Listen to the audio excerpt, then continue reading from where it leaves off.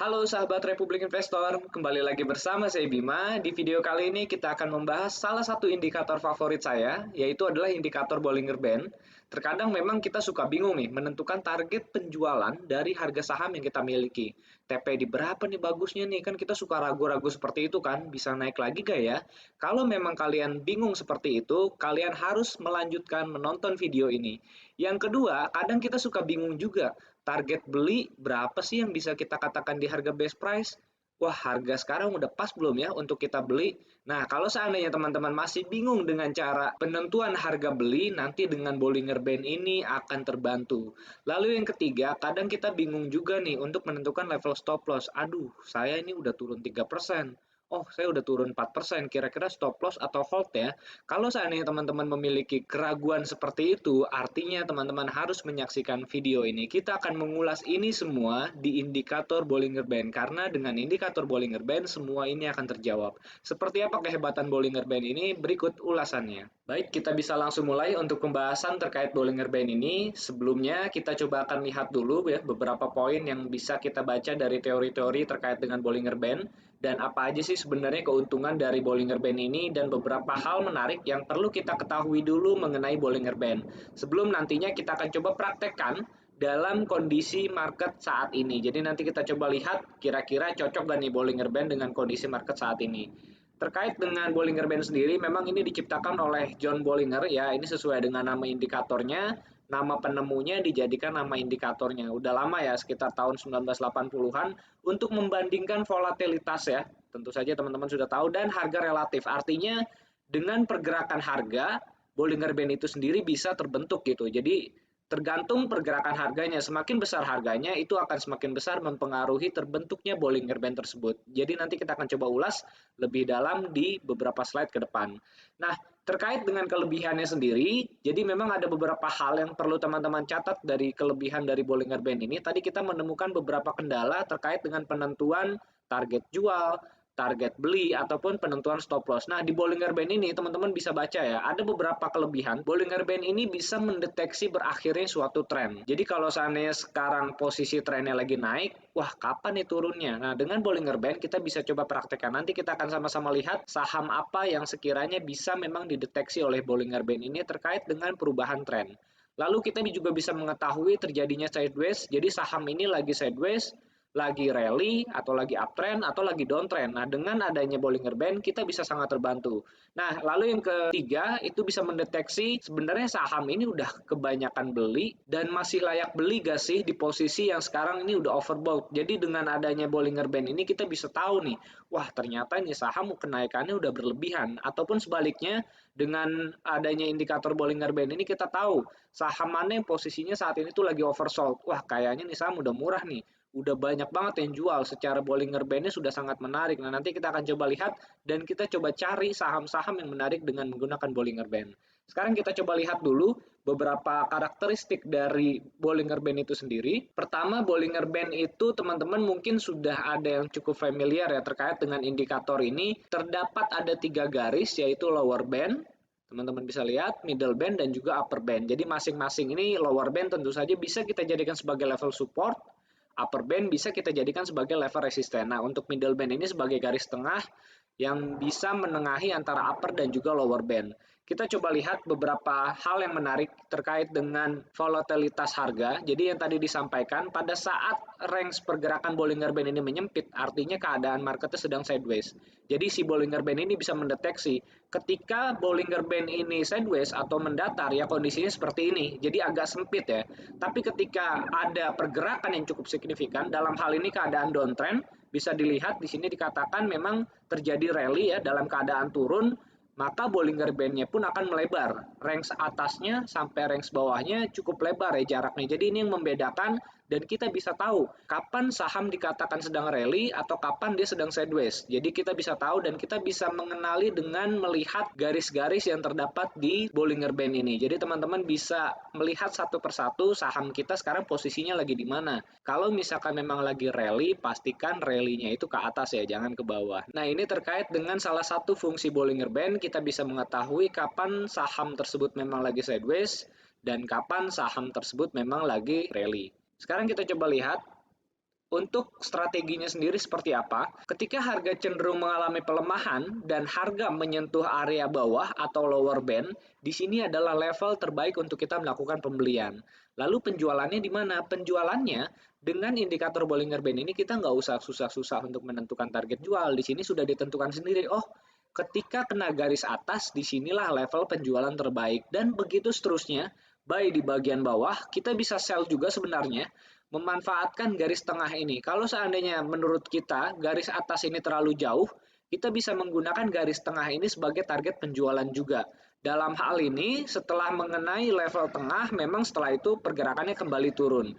Ketika kembali melemah atau kembali turun, disinilah level pembelian lagi. Sampai pada akhirnya kita melakukan penjualan di garis yang atas atau di garis yang upper band. Begitu seterusnya. Jadi beli di bawah, jual di atas. Nanti kita coba praktekkan dan kita coba cari seperti apa karakteristik saham-saham yang bisa kita praktekkan seperti ini. Lalu berikutnya strategi Bollinger Band dalam keadaan tren yang naik. Jadi teman-teman bisa lihat ya, posisi penjualan itu selalu kita bisa manfaatkan pada saat harga menyentuh level upper band-nya. Jadi setiap kena level-level upper band, di sini kita sebagai titik-titik untuk melakukan penjualan. Nah, ketika memang posisinya dalam keadaan uptrend, level pembeliannya itu kita nggak harus nunggu di bawah ya. Kita nggak harus nunggu di bawah lower band-nya. Ketika harga saham lagi uptrend, kita belinya itu di area-area middle band. Jadi teman-teman pada saat harga koreksi di tengah, ini kita bisa ambil. Koreksi lagi kita ambil tengah, koreksi lagi kita ambil di tengah. Jadi jualnya, belinya di bawah, jualnya di posisi atas. Ini dalam keadaan trennya itu naik. Jadi kita bisa menyesuaikan ya dengan keadaan. Berbeda halnya ketika terjadi breakdown. Ketika garis tengahnya di breakdown seperti ini, area pembeliannya kembali berubah ya. Yang semula kita beli di middle band atau di tengah, sekarang kita mulai kembali beli di bawah.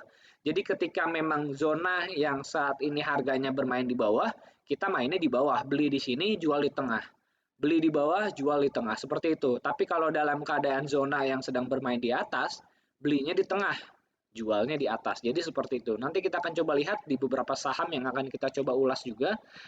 Lalu berikutnya strategi breakout trading. Ini yang sepertinya cukup sering terjadi di kondisi saat ini, terutama untuk di saham-saham yang memang di small cap-nya.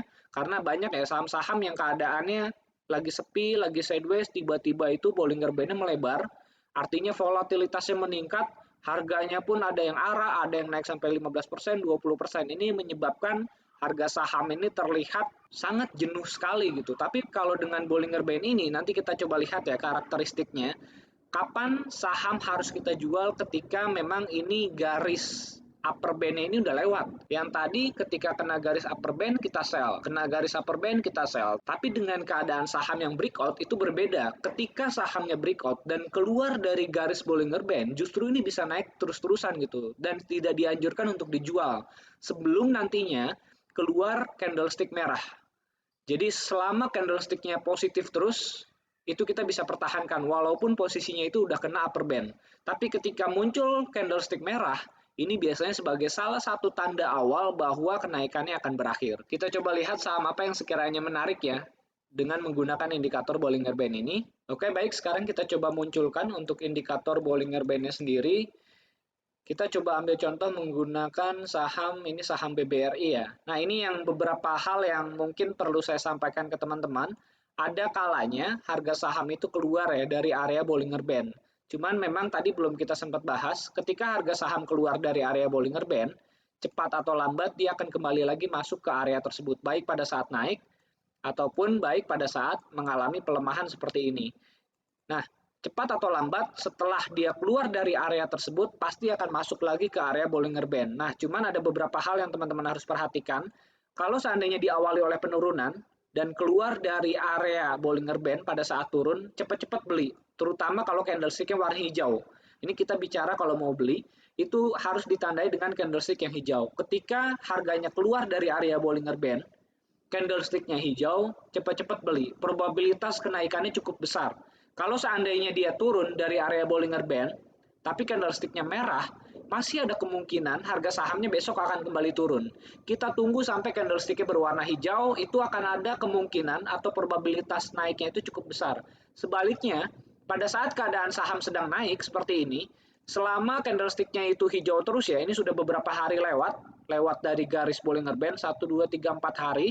Nah, ketika candlestick-nya merah, seperti yang ada di grafik ini, harganya mulai masuk ke area Bollinger Band. Jadi ketika harga saham keluar dari area Bollinger Band, pada saat naik ya, selama dia hijau terus, ini bisa naik terus-terusan. Tapi ketika menemukan candlestick merah sekali aja, ini sebagai tanda-tanda kenaikan itu sudah berakhir. Jadi buru-buru bisa melakukan take profit. Sekarang kita coba lihat untuk beberapa contoh saham yang lain. Kita coba lihat saham-saham yang lagi sideways dan tiba-tiba mengalami penguatan. Misalkan kita coba lihat saham Antam menggunakan Bollinger Band. Nah, teman-teman bisa lihat ya pergerakan saham Antam sebelum adanya breakout.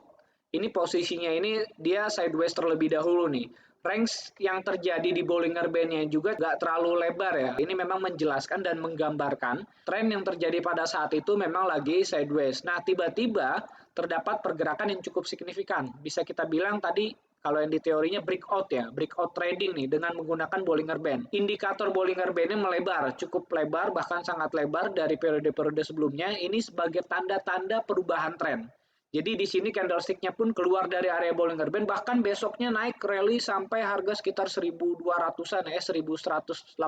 Bahkan di besok harinya naik sampai area 1.180, tapi sayangnya memang candlestick-nya merah. Ini tandanya harganya akan segera kembali mendekat ke area-area Bollinger Band. Jadi kenaikan yang terjadi pada saham Antam hari itu memang bisa dikatakan sangat berlebihan ya. Kalau seandainya kita sudah menggunakan indikator Bollinger Band, pasti kita akan sangat menghindari membeli saham di area ini karena memang sangat-sangat beresiko ya. Saham yang naik terlalu tinggi keluar jauh dari area Bollinger Band itu sangat beresiko. Jadi yang baik itu kita melakukan pembelian memang ketika harga sahamnya berada di area Bollinger Band. Nah, ini salah satu saham yang menarik juga kita lihat pergerakannya dengan menggunakan indikator Bollinger Band. Teman-teman bisa lihat ya, setiap kali harganya keluar dari area Bollinger Band langsung kembali naik lagi.